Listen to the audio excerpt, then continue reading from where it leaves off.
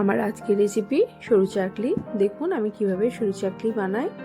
আমি এখানে প্রথমে 2 বাটি চাল নেব, আর এটা কিন্তু সিদ্ধ চাল, যে চালের আমরা ভাত খাই সেই চাল।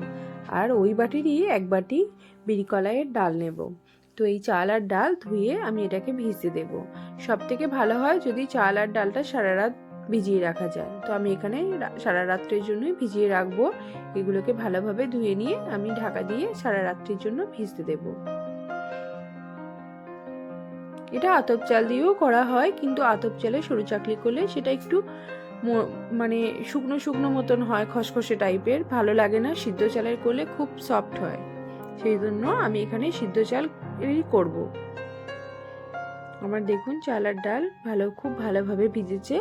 এগুলো ধুয়ে নিয়ে আমি আরও একবার ধুয়ে নেব। ধুয়ে নিয়ে প্রথমে ডালটা বেটে নেব। আর ডালটা বাটতে কিন্তু আমি এখানে কোনো জল ব্যবহার করব না, এটা শুধুই বাটবো। তবে একটু জল দিলেও অসুবিধা নয়, যেহেতু সরু চাকলির ব্যাটারটা একটু পাতলাই হয়। তো আমি প্রথমে ডালটা বেটে নিয়েছি, যেটাকে একটা পাত্রে ঢেলে নেব।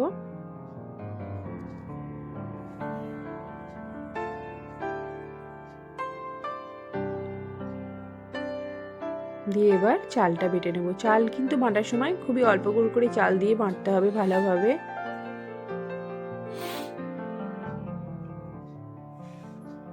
আর চালটা একটু ফাইন পেস্ট বানাতে হবে।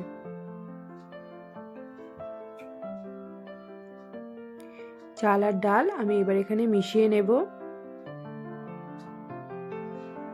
ভালোভাবে মিশিয়ে নিয়ে এটা আমি ঢাকা দিয়ে আরো কিছুক্ষণ রেখে দেব।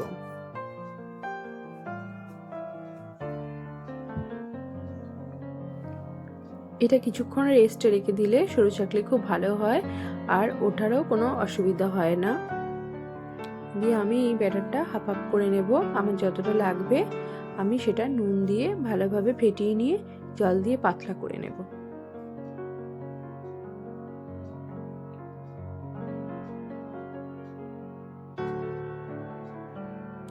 অল্প অল্প করে জল দিয়ে ভালোভাবে মিশিয়ে নিতে হবে। এটা সরু চাকলি ব্যাটার একটু পাতলাই হয়, আর সরু চাকলি যত পাতলা পাতলা হয় খেতে ততই ভালো লাগে। আর এটা করার জন্য আমি এখানে একটি তালপাতা নিয়েছি, আর নেব অল্প একটু তেল। আমি প্রথমে ব্রাশের সাহায্যে তার মধ্যে একটু তেল বুলিয়ে দেব, তারপর এক হাতা দিয়ে তালপাতা দিয়ে আমি এভাবে ঘুরিয়ে দেব। তালপাতা না থাকলে আপনারা তেজপাতা দিয়েও করতে পারেন, বা হাতার সাহায্যেও ঘুরিয়ে ঘুরিয়ে ধোসা করার মতন করা যায়। তবে সরু চাকলি তালপাতা বা তেজপাতা দিয়ে করলেই বেশি ভালো হয়, একটু পাতলা পাতলা হয়। আর এটা যত পাতলা হবে খেতে তত ভালো লাগবে। তবে প্রথমেরগুলো একটু তাওয়ায় লেগে যায়, উঠতে চায় না। একটা দুটো করার পর এটা সেট হয়ে যায়।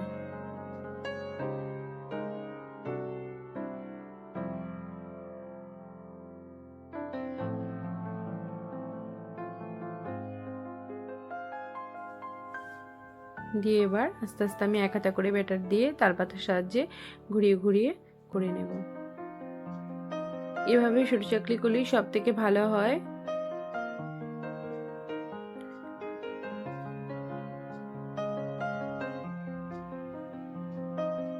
আর এটা হতে কোনো টাইম লাগে না, 1 মিনিটের মধ্যেই হয়ে যায়। আর ওপর দিকটা না সেকলেও হয়, তবে একবার সেকে নিলে ভালো লাগে।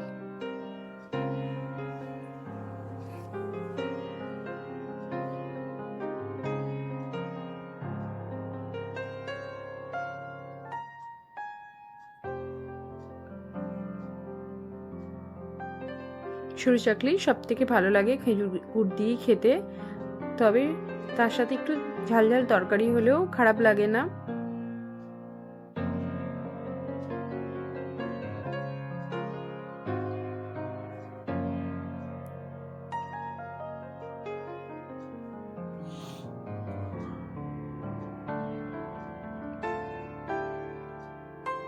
আমি এইভাবে একটা একটা করে সব করে নেব।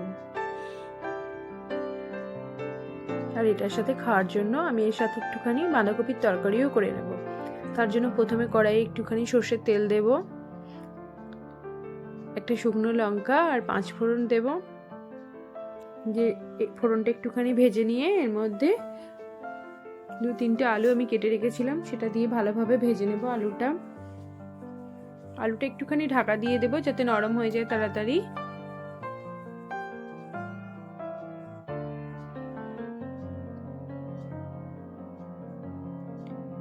আলুর মধ্যে আমি নুন আর হলুদটা দিয়ে ভালোভাবে ভেজে নেব।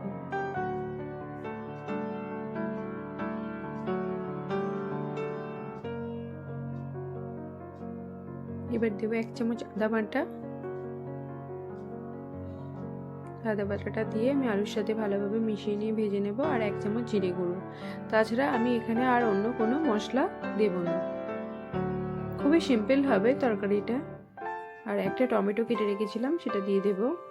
দিয়ে এবার বাঁধাকপিটা আমি অল্প অল্প করে দেব আর নাড়তে থাকবো।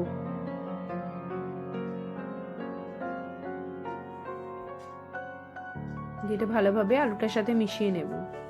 আমি কিন্তু এটা প্রথমেই ঢাকা দিয়ে দেব না, বাঁধাকপিটা যতক্ষণ না কমে যাবে ততক্ষণ কিন্তু ঢাকা দেব না, তাহলে বাঁধাকপিটার একটা অন্যরকম টেস্ট হয়। আমার এটা এখানে একদম কমে গেছে, জল ছেড়ে দিয়েছে। এবার আমি ঢাকা দিয়ে কিছুক্ষণ এটা হতে দেব। এবার শেষকালে অল্প একটু চিনি, 2-3টে কাঁচা লঙ্কা চিড়ের মধ্যে দিয়ে দেবো আর উপর থেকে একটু ধনেপাতা কুচি ছড়িয়ে দেবো। তাহলেই হয়ে যাবে আমার বাঁধাকপির তরকারি। ভিডিওটা যদি ভালো লাগে তাহলে আমার চ্যানেলটা সাবস্ক্রাইব করবেন, ফলো করবেন, লাইক করবেন, কমেন্টস করবেন। এবার এটা খেজুর গুড় আর বাঁধাকপির তরকারির সাথে পরিবেশন করব। সরু চাকলিগুলো দেখলেই বুঝতে পারবেন যে কতটা পাতলা হয়েছে আর কতটা সফট হয়েছে। আজকে এই পর্যন্তই। সবাই ভালো থাকবেন।